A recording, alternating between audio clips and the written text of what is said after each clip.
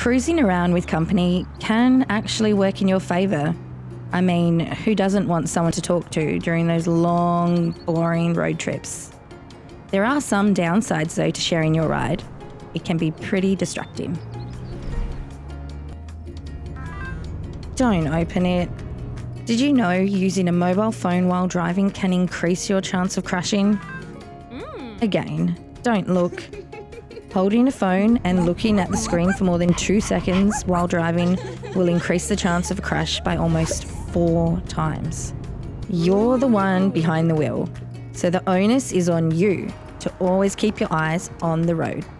Tell your passenger the dancing dog will just have to wait. Hear that? Nah, we can't either. Maybe it's because Justin Bieber is blaring through the sound system because your mate fiddled with the volume. Loud music means you can't hear what's going on around you, like the screeching brakes off the vehicle up ahead or the sirens from the police or ambulance. Research shows loud music can cause people to drive faster and be slower to react. As tempting as it is to bob along to Bieber, please tell your passengers to save their moves for the dance floor.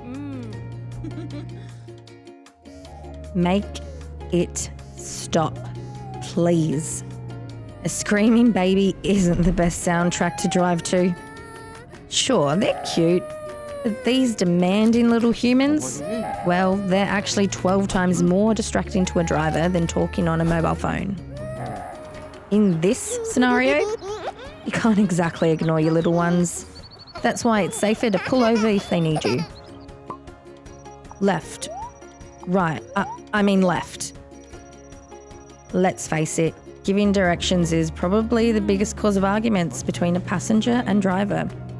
But did you know it can also be pretty dangerous? Interactions between drivers and passengers, like giving directions, caused about 5% of distraction-related crashes last year. Suss out the route before you leave home, so you don't have to rely too much on your passengers. And, if all else fails, safely stop and check directions. And how could we forget the backseat driver? You're driving too slow. You missed the turn. Why aren't your hands at 9 and 3? Comments like these aren't just annoying, they're distracting. They can make the driver think twice.